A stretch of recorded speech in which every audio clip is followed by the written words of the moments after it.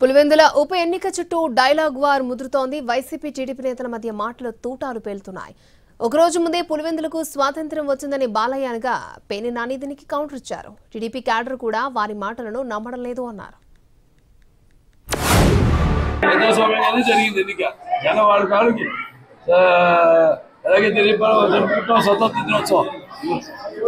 అలాగే అక్కడ పులివెందులో కూడా ఒక స్వాతంత్రం వచ్చింది. అందరికీ